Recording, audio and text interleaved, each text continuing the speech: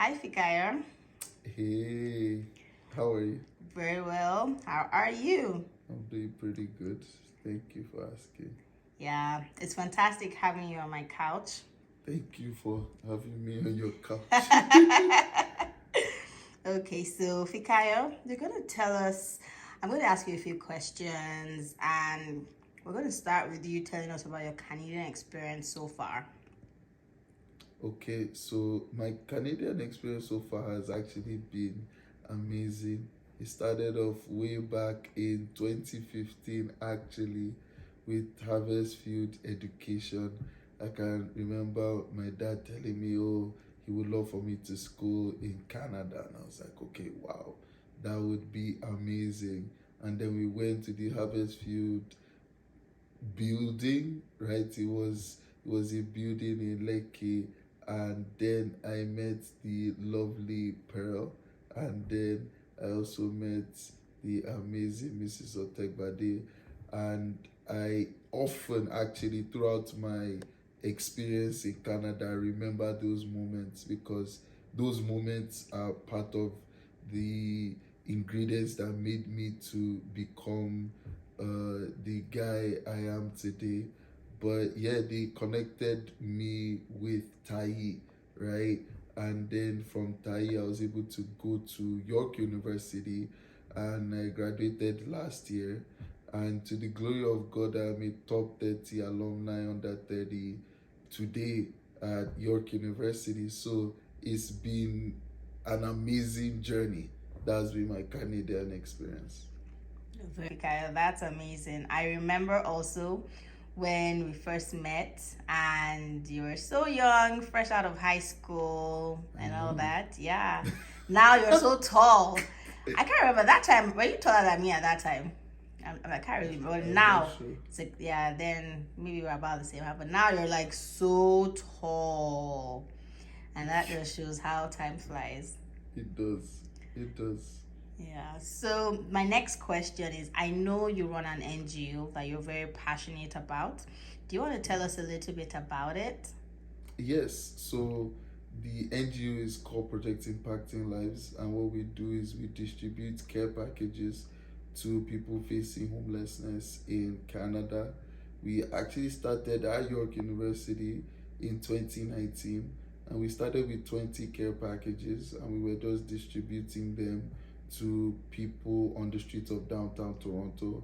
And then in December of 2020, we had increased the number of care packages to 100, and in each care package we had emergency blankets, warm socks, warm gloves, toothpaste, toothbrush, lip balm, and in some we also had Tim Hortons gift cards.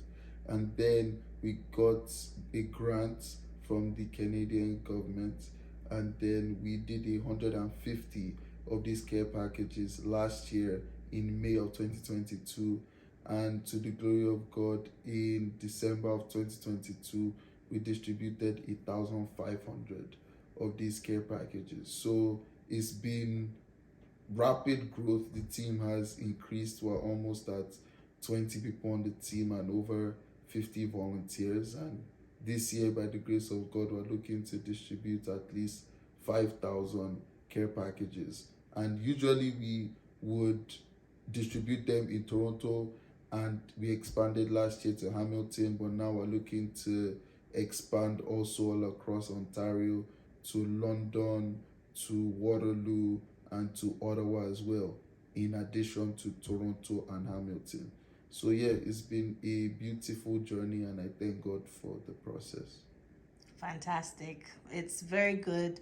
It's very good when people are able to think about others outside of themselves, how they can help, the people they're seeing, less fortunate people around them. It's always good when you're able to have, such opportunities to give back. It's part of why we keep hailing you. Like you're Thank making you. us proud. We're Thank very you. proud of all that you're doing. Thank you. Fantastic. I have three more sets of questions for you as we round up. First of all, I want you to give three advices you have for international students. Okay. Okay, so first of all, thank you for that question. I was an international student myself, so the first thing I would say is get a guidance counselor. My own guidance counselor, Maggie, at York University, she really helped me. And not only did she help me with understanding a lot of the courses in economics, but she helped me to make sure I was on track to graduate. A lot of students, when they finished all their courses, then at the end of the day, they find out that maybe they need one extra course or one extra credit and they are not able to graduate. But having a guidance counselor, or in some schools it's called a course advisor, helps you avoid all that stress. So number one is to get or find a guidance counselor in your school. Number two is that if you don't ask, you don't get, right? So you have to open up your mouth. And if you don't, for example, I've had people reach out to me on maybe, oh, my study permit is expiring, or different things, like whatever it is, like whatever you have questions about. There's always an international student uh space in different schools. In whatever school you're in, there's probably an international student space. So leverage that and ask people around you. It doesn't just have to even be international student spaces. It could be just your friends around you, or people in church, or just people in general. Just ask, because if you don't ask, you don't get, right? So be ever learning and stay curious. The third thing I would say is get an internship. I got an internship in my fourth year, but in hindsight, I wish I did one in my first year, second year, third year, fourth year. So as an international student, I'll definitely tell you to go get, those internships every single year, because you definitely won't regret it. That's like serious gems you've dropped for us, and I'm hoping international students listen to this advice, and not just listen but also do it. Now I'm gonna ask you to give us 2 tips or advice you have for newcomers to Canada. Yeah, so the first advice I would give is to join a community, right? Joining a community, honestly, you get advice for free, right? And they are able to direct you and make sure you don't make mistakes that they made when they first came, right? So that's what I would say. I would say it just fast tracks your process. If you have questions on transit, if you have questions on where is the library, if you have questions on how do I do this, how do I do that, having a community, whether it's a church or a WhatsApp group or just things like that, like joining a community or joining like an organization, a community organization, definitely helps as a first thing. The second thing I would say is to get your SIN number, your SIN number, which is your social insurance number. That helps you to be able to get a job, number one, but that also helps you to, number two, file your taxes, right? So those two things are very important in Canada.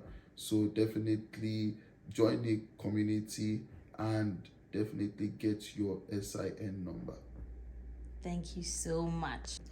Wow, Fikaya, this has been amazing. And, just in conclusion, I just want to ask you, what can you say that you have learned so far in living in Canada? What would you say your biggest lesson or biggest mantra is?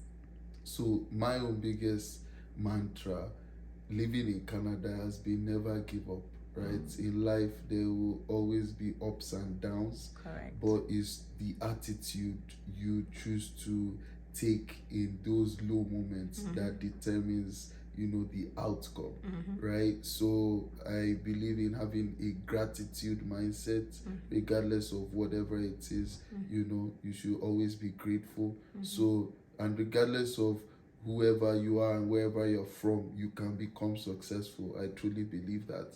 So never give up. I was just saying that, you're already here, right? So why turn back now? The same energy you use to turn back is the same energy you can use to go forward. True. So, just it may take a lot of grit, it may take a lot of resilience, it may take a lot of adaptability, but you can do it. I definitely believe in you, and the best is yet to come.